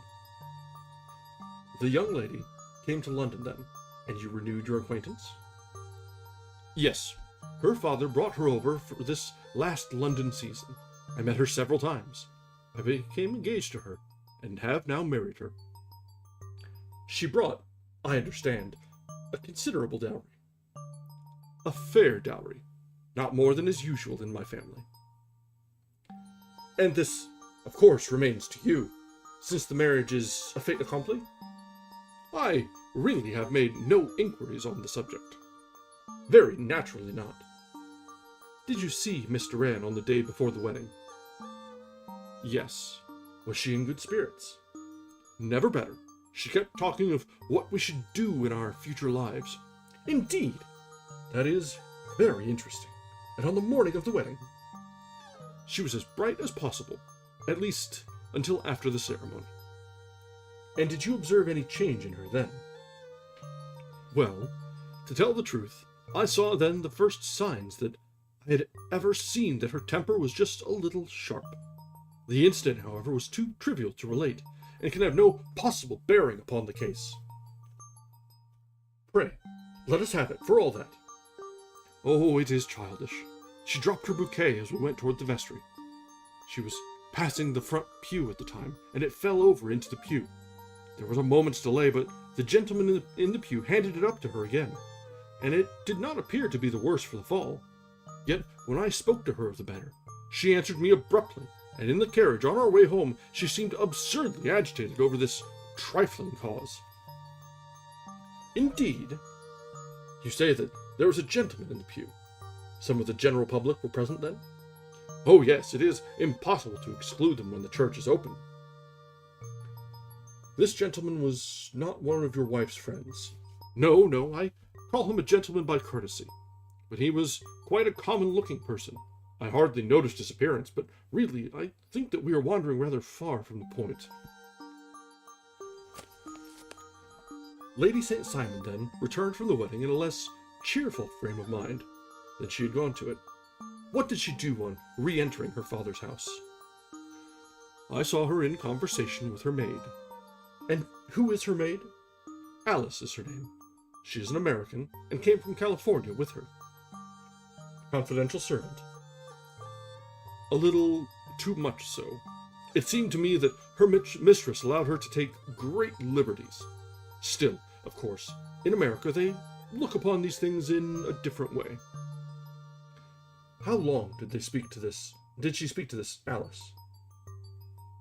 Oh, a few minutes. I have something else to think of. You did not overhear what they said? Lady St. Simon said something about jumping a claim. She was accustomed to use slang of the kind. I have no idea what she meant. American slang is very expressive sometimes. And what did your wife do when she finished speaking to her maid? She walked into the breakfast room. On your arm? No, alone. She was very independent and little manners like that. Then, after we had sat down for 10 minutes or so, she rose hurriedly, muttered some words of apology, and left the room. She never came back. But this maid, Alice, as I understand, deposes that she went to her room, covered her bride's dress with a long ulster, put on a bonnet, and went out. Quite so. And she was afterwards seen walking into Hyde Park, in company with Flora Miller, a woman who is now in custody, and who had already made a disturbance at Mr. Durand's house that morning. Ah, yes, I should like a few particulars as to this young lady and your relations to her.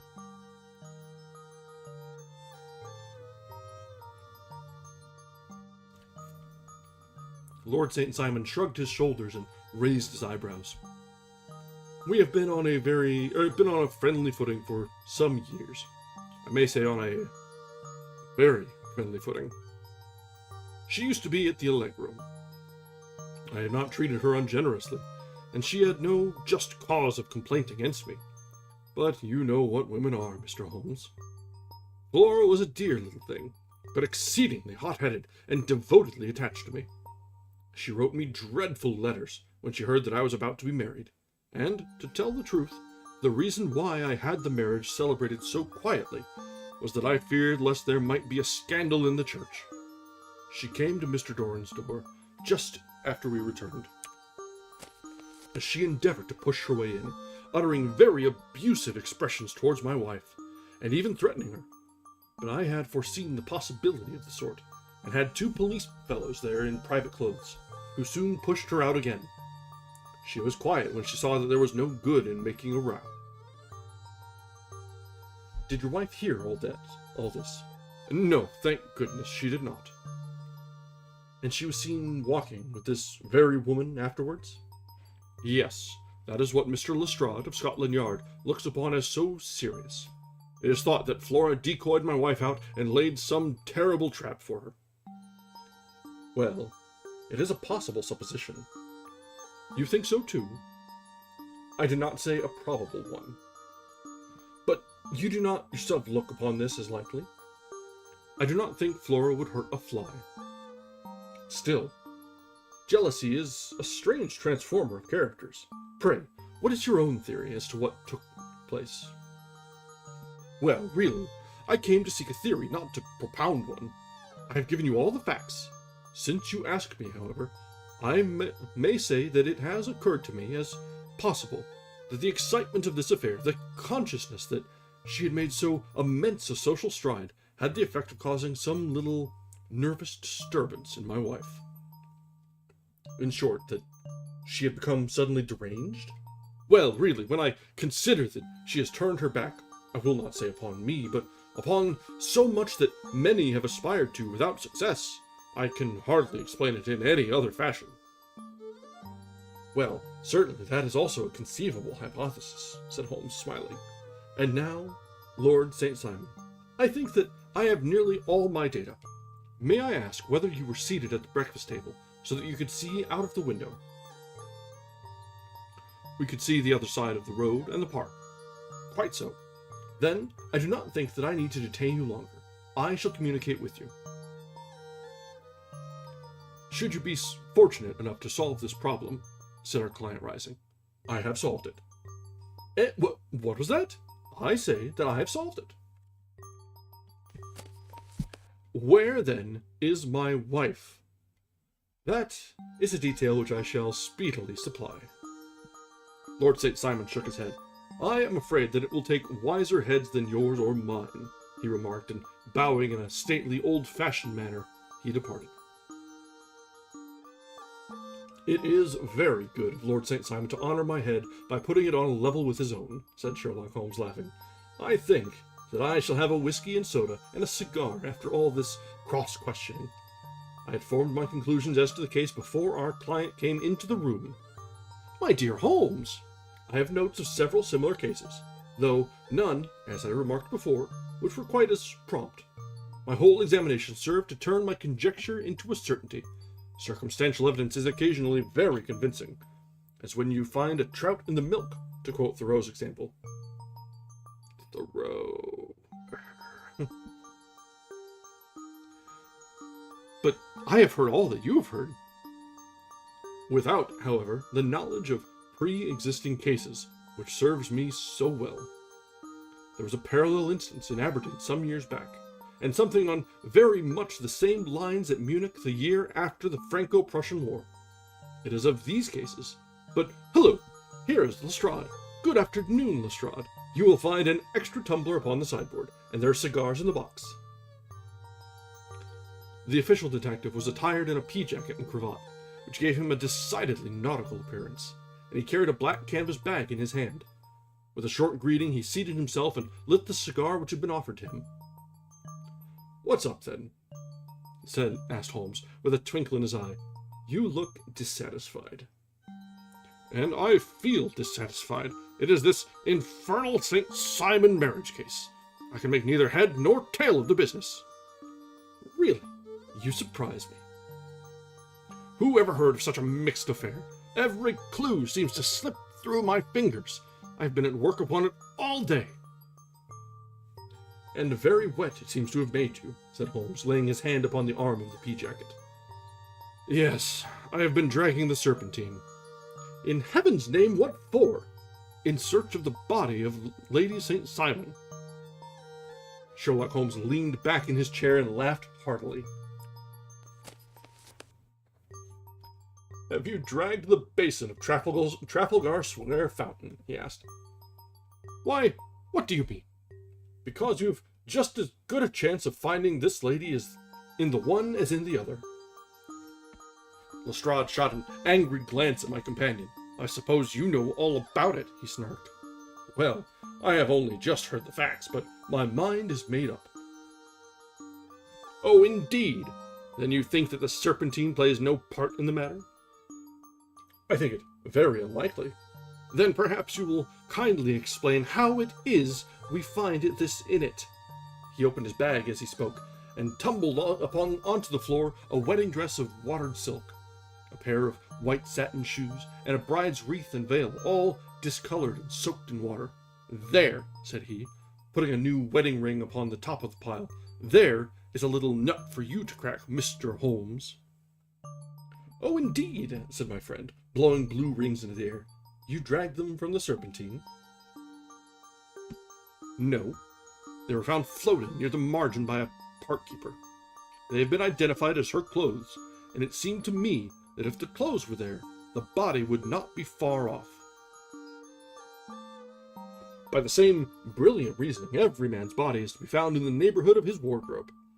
And pray, what did you hope to arrive at through this? At some evidence implicating Flora Miller in the disappearance. I am afraid that you will find it difficult. You are indeed now, cried Lestrade with some bitterness. I am afraid, Holmes, that you are not very practical with your deductions and your inferences. You've made 2 blunders in as many minutes. This dress does implicate Miss Flora Miller. And how? In the dress pocket. In the pocket is a card case. In the card case is a note. And here is the very note. He slapped it down upon the table in front of him. Listen to this. You will see me when all is ready. Come at once. F.H.M. Now, my theory all along has been that Lady St. Simon was decoyed away by Flora Miller, and that she, with confederates no doubt, was responsible for her disappearance. Here, signed with her initials, is the very note which was no doubt quietly slipped into her hand at the door, and which lured her within their reach. Very good, Lestrade, said Holmes, laughing. You really are fine indeed. Let me see it. He took up the paper in a listless way, but his attention instantly became riveted, and he gave a little cry of satisfaction. This is indeed important, said he. Ha! You find it so? Extremely so. I congratulate you warmly. Lestrade rose in his triumph and bent his head to look. Why, he shrieked, you're looking at the wrong side. On the contrary, this is the right side. The right side! You're mad! Here is the note written in pencil over there. And over here is what appears to be the fragment of a hotel bill, which interests me deeply. There's nothing in it. I looked at it before, said Lestrade. October 4th, rooms 8 sterling, breakfast 2 sterling, 6 dinars, cocktail 1 sterling, lunch 2 sterling, 6 dinars, glass sherry 8 dinars. I see nothing in that. Very likely not. It is most important all the same. As to the note, it is important also. Or at least the initials are. So I congratulate you once again. I've wasted time enough, said Lestrade, rising. I believe in hard work, and not in sitting by the fire spinning fine theories. Good day, Mr. Holmes, and we shall see which gets to the bottom of the matter first. He gathered up the garments, thrust them into the bag, and made for the door. Just one hint to you, Lestrade, drawled Holmes before his rival vanished. I will tell you the true solution of the matter. Lady St. Simon is a myth. There is not, and never has been, any such person. Lestrade looked sadly at my companion. Then he turned to me, tapped his forehead 3 times, shook his head solemnly, and hurried away. He had hardly shut the door behind him when Holmes rose to put on his overcoat. There is something in what the fellow says about outdoor work, he remarked. So I think, Watson, that I must leave you to your papers for a little. It was after 5 o'clock when Sherlock Holmes left me, but I had no time to be alone, for within an hour there arrived a confectioner's man with a very large flat box. This he unpacked with the help of a youth whom he had brought with him, and presently, to my very great astonishment, a quite Epicurean little cold supper began to be laid out upon our humble lodging-house mahogany. There were a couple of brace of cold woodcock, a pheasant, a pot de foie gras pie with a group of ancient and cobwebby bottles, Having laid out all these luxuries, my two visitors vanished away, like the genie of the Arabian Nights, with no explanation save that the things had been paid for and were ordered to this address.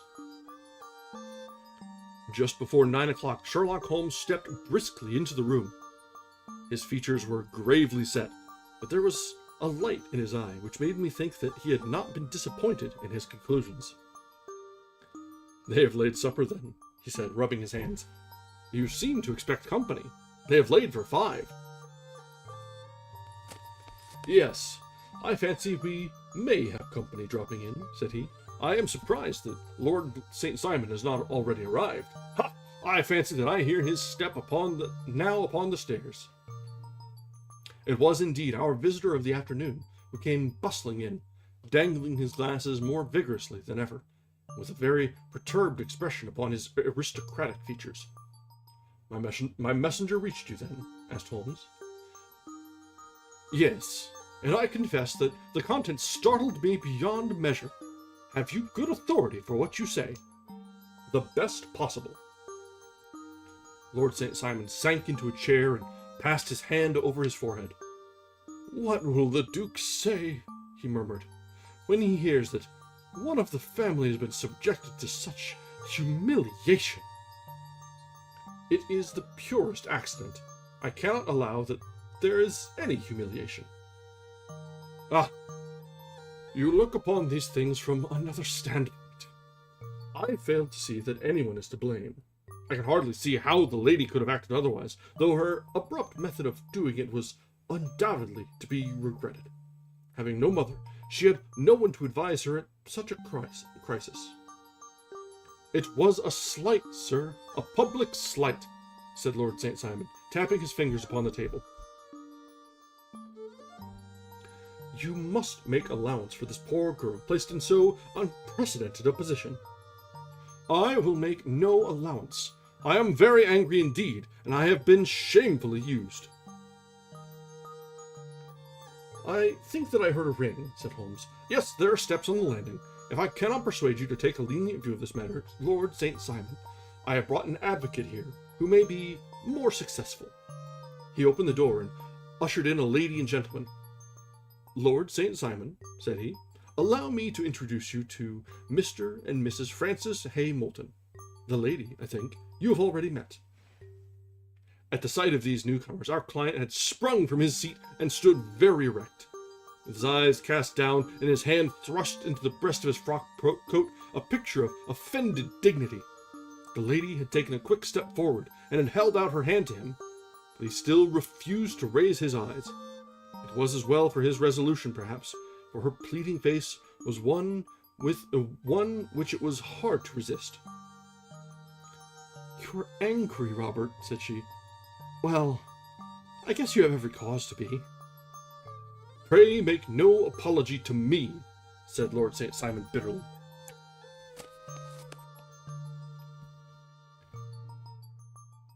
"Oh, yes, I know that I've treated you real bad, and that I should have spoken to you before I went, but kind of rattled, and from the time when I saw Frank here again, I just didn't know what I was doing or saying. I only wonder I didn't fall down into a faint right then and there before the altar." "Perhaps, Mrs. Moulton, you would like my friend and me to leave the room while you explain this matter?" "If I may give an opinion," remarked the strange gentleman, "we've had just a little too much secrecy over this business already. For my part, I should like all Europe and America to hear the rights of it." He was a small, wiry, sunburnt man, clean-shaven, and with a sharp face and alert manner. "Then I'll tell our story right away," said the lady. "Frank here and I met in '84 in McGuire's camp, near the Rockies, where Pa was working a claim. We were engaged to each other, Frank and I, but then one day Father struck a rich pocket and made a pile, while poor Frank here had a claim that petered out and came to nothing. The richer Pa grew, the poorer was Frank, and so, at last, Pa wouldn't hear of our engagement lasting any longer, and he took me away to Frisco. Frank wouldn't throw up his hand, though, so he followed me there, and he saw me without Pa knowing anything about it. It would only have made him mad to know, so we just fixed it all up for ourselves. Frank said that he would go and make his pile too, and never come back to claim me until he had as much as Pa. So then I promised to wait for him to the end of time, and pledged myself not to marry anyone else while he lived. "Why shouldn't we be married right away then?" said he. "Then I will feel sure of you. I won't claim to be your husband until I come back." Well, we talked it over, and he had fixed it all up so nicely, with the clergyman all ready and waiting. But we just did it right there. And then Frank went off to seek his fortune, and I went back to Pa. The next I heard of Frank was that he was in Montana, and then he went prospecting in Arizona, and then I heard of him from New Mexico.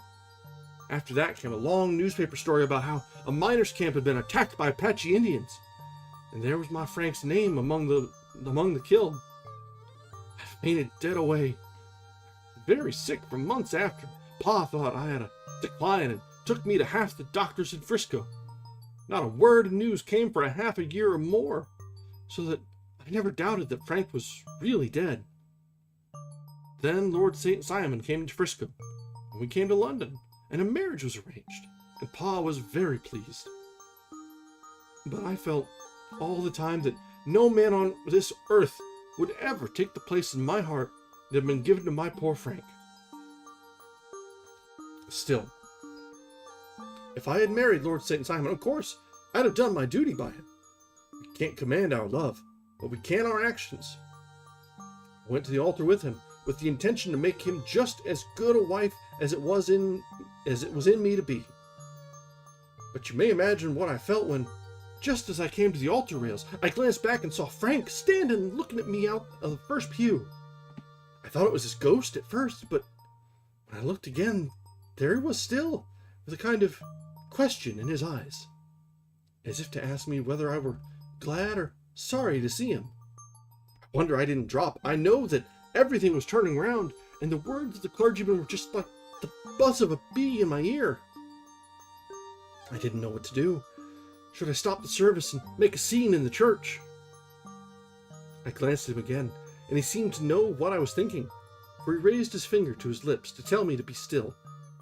Then I saw him scribble on a piece of paper, and I knew that he was writing me a note. As I passed his pew on the way out, I dropped my bouquet over to him, and he slipped the note into my hand when he returned me the flowers. It was only a line asking me to join him when he made the sign to me to do so. Of course, I never doubted for a moment that my first duty was now to him, and I determined to do just whatever he might direct. When I got back, I told my maid, who had known him in California, and had always been his friend. I ordered her to say nothing, but to get a few things packed in my ulster ready. I know I ought to have spoken to Lord St. Simon, but it was dreadful hard before his mother and all those great people. I just made up my mind to run away and explain afterwards.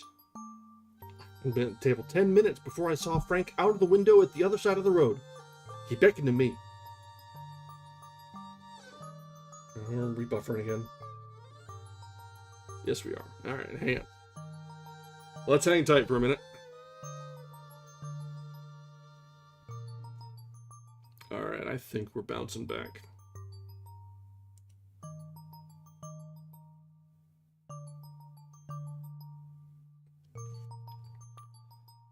Let's roll back just a little bit. I hadn't been at the table 10 minutes before I slipped out. Before I saw Frank out the window at the other side of the road. He beckoned to me and then began walking into the park. I slipped out, put on my things, and followed him. Some woman came talking something or other of Lord St. Simon to me. It seemed to me from the little I heard as if he had a little secret of his own before marriage also. But I managed to get away from her and soon overtook Frank. We got into a cab together, and away we drove to some lodgings he had taken in Gordon Square. And that was my true wedding. After all those years of waiting, Frank had been a prisoner among the Apaches, had escaped, came on to Frisco, found that I had given him up for dead, and had gone to England, followed me there, and had come upon me at last on the very morning of my second wedding." "I saw it in the paper," exclaimed the American. "It gave the name and the church and not where the lady lived." Then we had a talk as what we should do, and Frank was all for openness. But I was so ashamed of it all that I felt as if I should like to vanish away and never see any of them again. Just sending a line to Pa, perhaps, to show him that I was alive. It was awful to me to think of all those lords and ladies sitting around that breakfast table and waiting for me to come back. So Frank took my wedding clothes and things and made a bundle of them, so that I should not be traced, and dropped them away somewhere where no one could find them. It is likely that we should have gone on to Paris tomorrow, only that this good gentleman, Mr. Holmes, came round to us this evening, though how he found us is more than I can think. And he showed us very clearly and kindly that I was wrong, and that Frank was right, and that we should be putting ourselves in the wrong if we were so secret. Then he offered to give us a chance of talking to Lord St. Simon alone, and so we came right away round to his rooms at once. Now, Robert, you have heard it all, and I am very sorry if I have given you pain. I hope that you do not think very meanly of me." Lord St. Simon had by no means relaxed his rigid attitude, but had listened with a frowning brow and a compressed lip to this long narrative. "Excuse me," he said, "but it is not my custom to discuss my most intimate personal affairs in this public manner." "Then you won't forgive me? You won't shake hands before I go?" "Oh, certainly, if it would give you any pleasure." He put out his hand and coldly grasped that which she extended to him. "I had hoped," suggested Holmes, "that you would have joined us in a friendly supper." "I think that there you ask a little too much," responded his lordship. "I may be forced to acquiesce in these recent developments, but I can hardly be expected to make merry over them. I think that, with your permission, I will now wish you all a very good night." He included us all in a sweeping bow and stalked out of the room. "Then I trust that you will at least honor me with your company," said Sherlock Holmes. "It is always a joy to meet an American, Mr. Moulton, for I am one of those who believe that the folly of a monarch and the blundering of a minister in far-gone years will not prevent our children from being some-day citizens of the same world-wide country under a flag which shall be a quartering of the Union Jack with the Stars and Stripes." "The case has been an interesting one," remarked Holmes, when our visitors had left us, "because it serves to show that very clearly how simple the explanation may be of an affair which, at first sight, seems to be almost inexplicable. Nothing could be more natural than the sequence of events as narrated by this lady, and nothing stranger than the result when viewed, for instance, by Mr. Lestrade of Scotland Yard." "You were not yourself at fault at all, then?" "From the first, two facts were very obvious to me. The one, that the lady had been quite willing to undergo the wedding ceremony. The other, that she had repented of it within a few minutes of returning home. Obviously, something had occurred during the morning, then to cause her to change her mind. What could that something be? She could not have spoken to anyone when she was out, for she had been in the company of the bridegroom. Had she seen someone then? If she had, it must be someone from America, because she had spent so short a time in this country that she could hardly have allowed anyone to acquire so deep an influence over her that the mere sight of him would induce her to change her plans so completely. You see, we have already arrived, by a process of exclusion, at the idea that she might have seen an American. Then, who could this American be? And why should he possess so much influence over her? It might be a lover. It might be a husband. Her young womanhood had, I knew, been spent in rough scenes and under strange conditions. So far I had got before I had ever heard Lord St. Simon's narrative. When he told us of a man in a pew, or the change in the bride's manner, of so transparent a device for obtaining a note as the dropping of a bouquet, of her resort to her confidential maid, and of her very significant allusion to claim jumping, which, in miners' parlance, means taking possession of that which another person has a prior claim to, the whole situation became absolutely clear. She had gone off with a man, and the man was either a lover or was a previous husband, the chances being in favor of the latter. And how in the world did you find them? It might have been difficult, but friend Lestrade held information in his hands the value of which he did not himself know. The initials were, of course, of the highest importance, but more valuable still was it to know that within a week he had settled his bill at one of the most select London hotels. How did you deduce the select? By the select prices.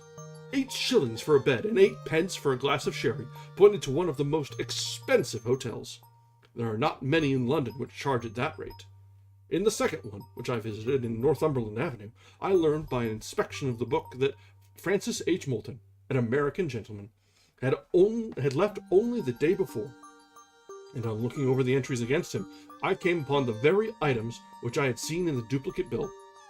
His letters were to be forwarded to 226 Gordon Square, so thither I traveled, and being fortunate enough to find the loving couple at home, I ventured to give them some paternal advice, and to point out to them that it would be better in every way that they should make their position a little clearer, both to the general public and to Lord St. Simon in particular.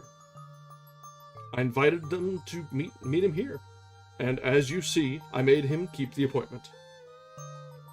But with no very good result, I remarked. His conduct was certainly not very gracious. Ah, Watson, said Holmes, smiling. Perhaps you would not be very gracious either, if, after all the trouble of wooing and wedding, you found yourself deprived in an instant of wife and of fortune. I think that we may judge Lord St. Simon very mercifully, and thank our stars that we are never likely to find ourselves in the same position. Draw your chair up, and hand me my violin, for the only problem we have still to solve is how to while away these bleak autumnal evenings. And that brings us to the end of the 10th case, The Adventure of the Noble Bachelor. Well, we had a bit of a classic runaway bride here, but having it be after the ceremony is a little out of sorts, I should think.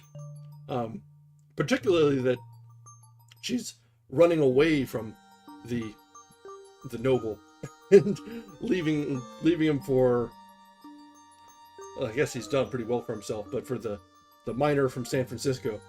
But I mean, yeah, that works, right? But that was an interesting twist to it. You feel bad for the oh shoot, I already lost his name. Yeah, you feel bad for St. Simon, because he hadn't done anything wrong through all that. It's just the misfortune of his wife having another husband. Oops. But it is what it is, huh? Well, that was an interesting one. That's a little bit more of the human drama than you might expect from some Sherlock Holmes. And yeah, you're right. The idea of a runaway bride at the late 1800s, early 1900s is probably still a relatively fresh idea. We're still in the dawning of more awakening of sensibilities that women can have ideas and thoughts too.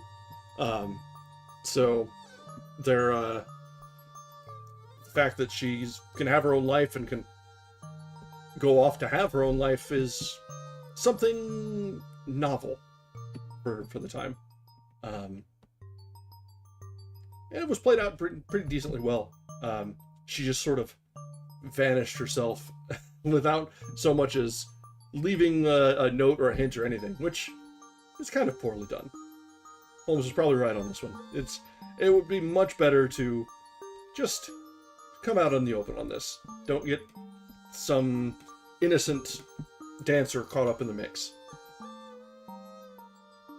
Alright guys, so we are coming up on the end of our evening. We've gotten through 2 cases, as seems to be our rhythm here. We are now at about 80% of the way through the book.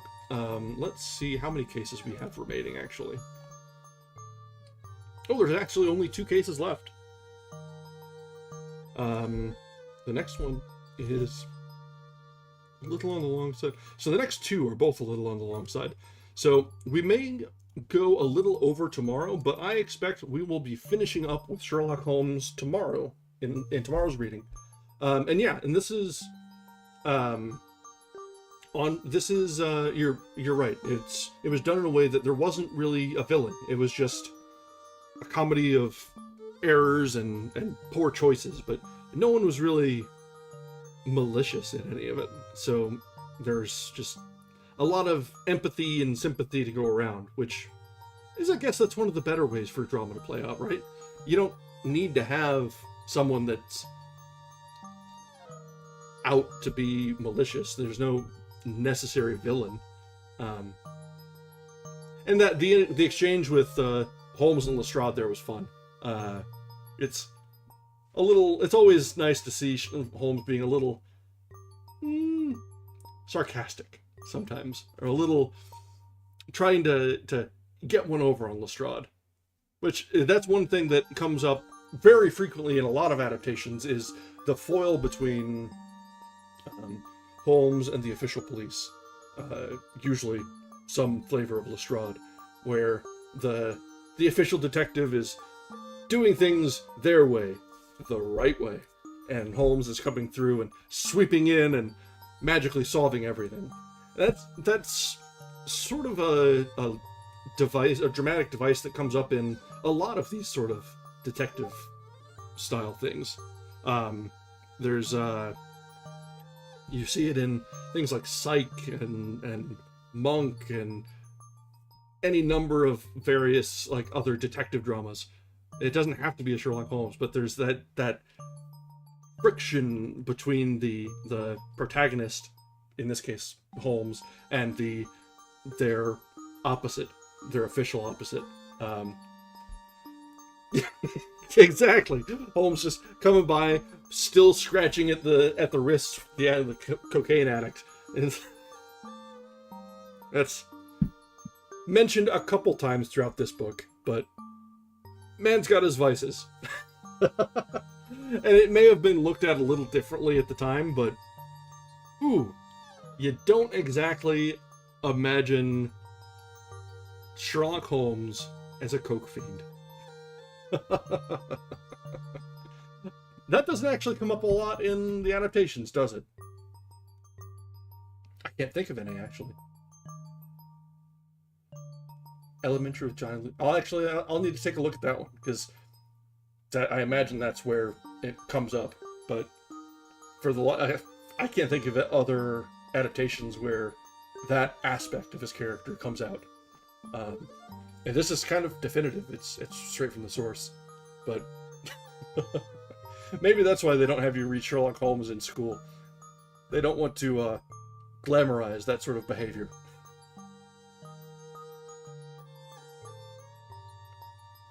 Huh. That's interesting. Oh, I think I know that. Oh, okay, yeah. It's a series, isn't it? Just a couple seasons, if I remember correctly.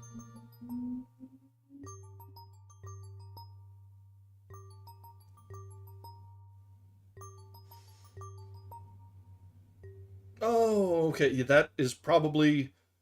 It's pretty easy to understand that it was just overshadowed. Because the BBC Sherlock was fantastic. Yeah. But that is the unfortunate nature of it. These things kind of go in and out of vogue. Sometimes they'll be very popular and you'll see a lot of adaptations of the same sort all at once. Well, even in the same time frame, there was the Robert Downey Jr. Sherlock Holmes, because that's around the same time frame, which those are less true to source material, shall we say. But Robert Downey Jr. as Sherlock Holmes, in the lens of things, makes more sense than you might imagine. Go figure. Alright, guys. So we are coming up on 10 o'clock, so let's go ahead and call it a night here. We will be back tomorrow for our last reading. That is, in fact, a deep cut. I'm sorry. But you get it. I get it. We're all old together around here. But alright, so we will be back tomorrow for our last reading for The Adventures of Sherlock Holmes. We've got 2 longer cases to get through. I mean, if we're saving the best for last, we can only hope that these last 2 will be good, and then we'll come up with something to read for Sunday, I'm sure. But for now, let's look forward to this last adventure with Sherlock Holmes and Watson and see what they've got in store for us next time. Until then, I wish everyone a wonderful night, and thank you very much for joining us.